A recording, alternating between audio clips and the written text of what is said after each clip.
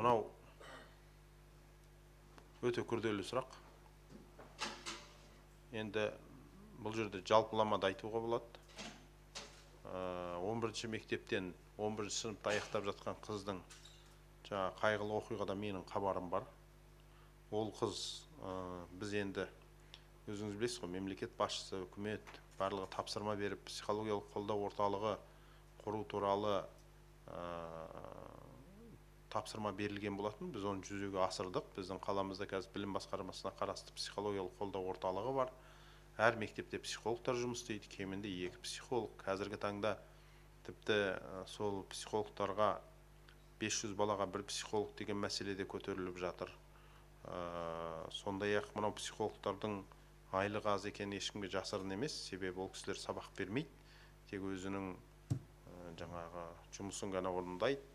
Осы бойынша да біз ұсыныс енгізіп жатырмыз. Қазір психологтарға 8 сағат көлемінде сағат беру. Ол егер оның бала өзі келіп есегін қағып, өзі сол психологтан сұрап тұрса, ол басқа жағдай. Ал егер психолог міне бір сыныпты жиып алып, сол жердегі жаңа тестісін, зерделеуін өткізіп, сабақ ретінде өтетін сияқты сағат болатын болса, бұл мүлдем басқа жағдай. Бұл мәселені біз ұсынып жатырмыз қазір. Оңды шешімін табады ғой деп ойлаймын. Бұл да нақты жұмыстардың көрінісі. Күні кеше ғана мемлекеттік кеңесші Ерлан Тынымбайұлы Карим осы облыс және Алматы, Астана, Шымкент қалалары әкімдерінің идеология жөніндегі орынбасарларын, осы білім саласына жетекшілік ететін орынбасарларын жинап, балалардың қауіпсіздігі туралы жиын өткізді, республикалық жиын өткізді. Ол жерде де осы мәселелер толықтай талқыланды. Өте бір орынды жиын болды. Әртүрлі мемлекеттік органдар, бас прокуратура, басқа да органдар, оқу ағарту министрлігі қатысқан үлкен жиын болды. Сол жиында да осы мәселелер талқыланды. Енді өзі жемісін беретін шығар деп ойлаймын. Міндетті түрде жемісін беруі керек, онсыз басқаша мүмкін емес. Себебі шынымен ақ біздің елімізде осы өзіне өзі қол жұмсау мәселесі бойынша мәселе күрделеніп кетті. Өте күрделеніп кетті. Мен мына жерде осыған дейін айтып келгем, қазір қайталағым да келмейді, өйткені жақсылықты бөліссең көбейеді, жамандықты бөліссең де оның саны артып кетуі мүмкін еді. Сондықтан айтылған сайын енді ол әртүрлі жағдай бар. Әлеуметтік желі бар, әртүрлі ойындар бар, өздеріңіз білесіздер, буллинг, моббинг мәселесі бар. Соның барлығы өзекті. Бұл бойынша үкімет 2023 жылы тамыз айында осы суицидке, буллингке қатысты кешенді жоспарда қабылданған болатын 2023-2029 жылдарға арналған. Соның нәтижесінде бізде өңірлік жоспарда құрылған жұмыс үздіксіз жүріп жатыр. Бірақ өкініштісі, міне айналдырған 5 айдың ішінде біз әрине шүкір деуіміз керек, төмендеу бар. Былтырғы 5 аймен салыстырғанда аяқталған оқиға бізде азайды.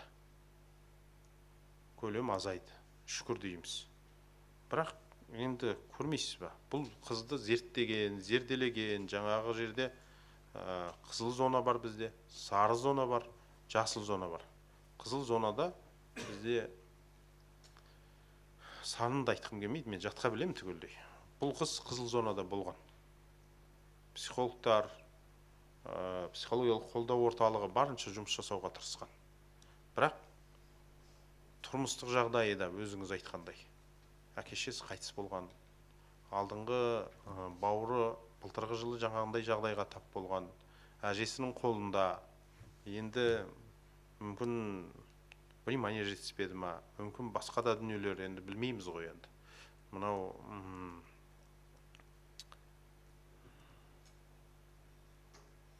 өте қиын, күрделі жағдай шынымен ақ.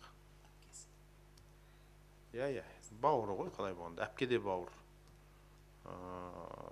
Өте қиын жағдай, толықтай хабарымыз бар. Бірақ енді сізде осы мен білетін фактілерден басқа, жаңа өзіңіз айтып тұрғандай басқа фактілер бар болатын болса, біз қарауға дайынбыз. Енді сіз жаңағы директордың тарапынан қысым көрсетілген дегенді айтып қалдыңыз жаңа. Бұл менің шынымды айтсам бірінші рет естіп отырған әңгімем. Бірақ ондай факті болатын болса, біз қарауға дайынбыз. Біз әділетті екенімізді, ашық екенімізді, ешкімді қудалауға салмайтындығымызды, бірақ егер жіберген қателігі болса, жазасын алатындығын өздеріңіз білесіздер. Жалпы осы жерде айта кететін дүние, мен осы 1 жыл 7 ай осы қалада қала әкімінің орынбасарымын және білімге жетекшілік жасап келемін. Осы уақыттың ішінде бір адам бізде қудалауға ұшыраған жоқ. Бірақ жіберген кемшіліктер бойынша жұмысында қазіргі таңда бірнеше адам, бірнеше мектеп директоры возможно жұмыстан кетуі мүмкін. Себебі соған жетіп қалды. Анау ескертуден басталды, сөгісі, қатаң сөгісі ендігі таңда енді ол деген сөз адам ойлану керек қой. Бір рет ескерту алды, екінші рет сөгісі алды, ойлану керек. Менің жұмысымда қателіктер бар екен ғой, мынаны түзеуім керек қой деп. Өкініштісі бізде соны түзеуге талпынбайтын директорлер бар екені рас. Егер 11-ші мектептің директорында да сондай дүниелер бар болатын болса, біз оны қарастырайық. Жалпы мынау кәмелетке толмағандардың ісі жөніндегі комиссия бар бізде. Біз сол комиссияда қарап жатырмыз қазір. Осы өзіне қол жұмсау мәселесі, буллинг, қылмыс мәселесі. Біз ол жерде прокуратура бар, полиция бар, басқа да органдар бар, мүдделі органдар. Құрамында бірталай адам отырады. Сол комиссияның деңгейінде қарап жатырмыз. Соның да нәтижесі болған шығар, енді шүкір деп қояйықшы енді. Шүкір жаңағы көлемінің азайып келе жатқандығы. Дегенмен біздің елімізде, жалпы елімізде осы өзін-өзі қол жұмсау бойынша кәмелетке толмағандардың арасында біз қолайсыз жағдайда екеніміз рас.